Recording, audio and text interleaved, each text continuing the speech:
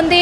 అయినప్పటికీ కూడా ఇక్కడ హైదరాబాద్లో వాళ్ళిద్దరూ సాఫ్ట్వేర్ ఉద్యోగులుగా పనిచేస్తున్నప్పటికీ కూడా ఇక్కడ ఇతనికి మాత్రము నిషిక భర్తకు మాత్రము ఇంకా సరిపోలేదు వాళ్ళు ఇచ్చిన లాంఛనాలు అని చెప్పేసి అదనపు కట్నం కోసము ప్రతి క్షణం కూడా తనను వేధిస్తున్నట్టుగా తెలుస్తుంది. అదేవిధంగా ఇక్కడ నిషిక సాఫ్ట్వేర్ ఎంప్లాయ్ అవ్వడంతో కూడా తను ఎవరితో మాట్లాడకూడదు, ఎవరితో తను చాటింగ్ కానీ కాల్స్ కానీ మాట్లాడకూడదు, ఎవరితో కూడా చర్చలు జరపకూడదు, ఆఫీస్లో కూడా ఎవరితో మాట్లాడకూడదు అని ఆంక్షలు కూడా విధించినట్టుగా తెలుస్తూ ఉంది. అది కాస్త ముదిరిపోయి వాళ్ళకు రోజు రోజుకి గొడవ పెరుగుతూనే ఉంది.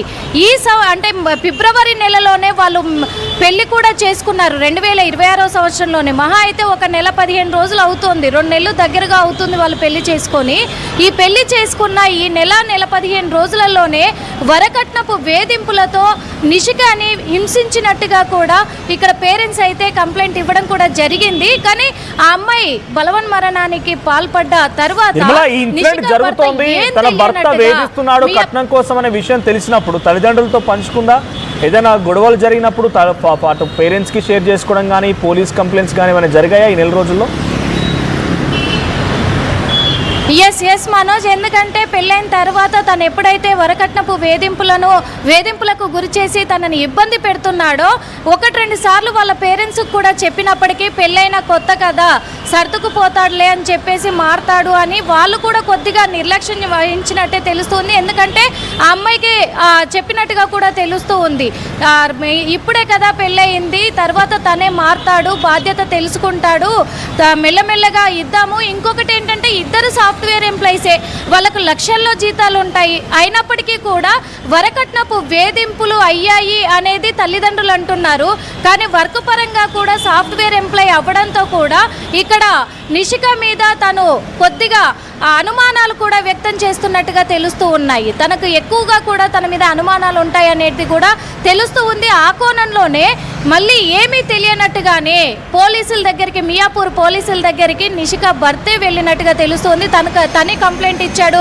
ఆ కంప్లైంట్ను పోలీసులు అయితే నమోదు చేసుకున్నారు. ఇటు నిషిక భర్తను కూడా విచారిస్తూ ఉన్నారు మియాపూర్ పోలీసులు. Manoj, right, thank you. మొత్తంగా హైదరాబాద్ మియాపూర్లో జరిగింది ఈ దారుణ సంఘటన. భర్త వరకట్నం కోసం వేధింపులకు పాల్పడుతున్నాడని చెప్పి భార్య బలవన్మరణానికి పాల్పడింది. ఒక రకంగా లిటరల్లీ రీసెంట్ డేస్ ఇటువంటి సిచ్యువేషన్స్ హ్యాపెనింగ్స్ అన్ని చూస్తున్నప్పుడు, చాలా వార్తలు ఇలాంటి సందర్భాల్లో చెప్తున్నప్పుడు కానీ, చాలామంది సైకాలజిస్టులు గతంలో జరిగిన సంఘటనల పైన ఇంటర్వ్యూలు చేసినప్పుడు కానీ చెప్తున్న అంశం ఏంటంటే క్షణికావేశం ఒకటి, ఇమ్మెచ్యూరిటీ, ఈగో, ఆ తర్వాత ఓవర్ డామినేషన్, భర్తను డామినేట్ చేయాలని భార్య. బికాజ్ ఇద్దరు ఎడ్యుకేషన్ ఉంటే ప్రాబ్లం. ఈ సమస్యలు గతంలో ఎందుకు రాలేదు అంటే వాళ్ళకి అండర్స్టాండింగ్ ఉండేది, మ్యూచువల్గా అండర్స్టాండింగ్లో ఉండేవాళ్ళు, లేకపోతే ఏదైనా సమస్య వచ్చినలా పరిష్కరించుకోవాలనేటువంటి ఒక ఆలోచన ఉండేది. కానీ ఇక్కడ భార్య భర్తల మధ్య ఇప్పుడు ఏమైపోతుందంటే ఈగో. భర్త మాట వింటే అరే నేను డామినేట్ అయిపోతానని చెప్పి భార్య అనుకోవడం, భార్య మాట విందామంటే భార్య మాట నేను వింటానని చెప్పి భర్త అనుకోవడం. ఈ డామినేషన్లు, క్షణికావేశాలు, తర్వాత ఇమ్మెచ్యూరిటీ ఆలోచనలు కూడా ఇటువంటి పరిస్థితి దారితీస్తూ ఉన్నాయి. అది ఎక్కడ స్టార్ట్ అవుతుందంటే వన్స్ కాలేజ్ అయిపోగానే కొత్తగా ఉద్యోగాలకు వెళ్ళాలనే సమయంలో కానీ, లేదా ఉద్యోగంలోకి వెళ్ళిన తర్వాత అయినా కానీ, సో వెంటనే ఏం కావాలి, మంచి లైఫ్ స్టైల్ మొత్తం మారిపోద్ది. ఉద్యోగాలు వెళ్ళిన తర్వాత లైఫ్ స్టైల్ మొత్తం మారిపోద్ది. గతంలో వేసినటువంటి డ్రెస్ వేరు, గతంలో వాడిన ఫోన్లు వాడరు. వన్స్ లైఫ్ స్టైల్ చేంజ్ అయిపోతుంది, ఈఎంఐస్కి అలవాటు అయిపోతూ ఉంటారు, మెచ్యూరిటీ లెవెల్స్ ఉన్నాయనే ఆలోచనతో ఫ్రెండ్స్తో, కొలీగ్స్తో పార్టీస్ అని, లేకపోతే ఈ సోషల్ మీడియా చాటింగ్స్ అని, ఇవన్నీ జరుగుతూ స్టార్ట్ అవుతూ ఉంటాయి. ఆ తర్వాత అంటే జనరల్గా జరిగే తంతుని ఇక్కడ జరిగిందని చెప్పట్లేదు, బట్ ఆ తర్వాత ఏమైపోతుందని అంటే తెలిసి తెలియక ఒక ఊబిలో పడిపోవడం, ఆ ఊబిలో నుంచి బయటకు రాలేక ఆ తర్వాత వాళ్ళ మరణానికి పాల్పడదు. బెట్టింగ్ యాప్స్ గురించి అయినా, అప్పుల ఊబిలో కూరుకోవడమైనా, లేదంటే ప్రేమించి ఇలా పెళ్లి చేసుకునే సంఘటనలైనా, తెలిసి తెలియక ఇంకెవరితో వివాహిత సంబంధం కొనసాగించిన, ఇవన్నీ కారణాలు అవే కదా. ఈగో, ఓవర్ డామినేషన్, ఇమ్మెచ్యూరిటీ, క్షణికావేశాలు, ఇవన్నీ కూడా బలవన్మరణానికి పాల్పడే సంఘటనలు అన్నీ కూడా ఇటువంటి పరిస్థితికి దారితీస్తూ ఉన్నాయి. అటు ప్రేమించాడు, పెళ్లి చేసుకున్నాడు, పెద్దల సమక్షంలో పెళ్లి జరిగింది. ఆ తర్వాత ఆ అమ్మాయిపై అనుమానం వ్యక్తం చేయడం, అమ్మాయి ఎవరితో మాట్లాడొద్దు, ఎవరితో కలవద్దు, ఎవరితో ఫోన్ మాట్లాడకూడదు.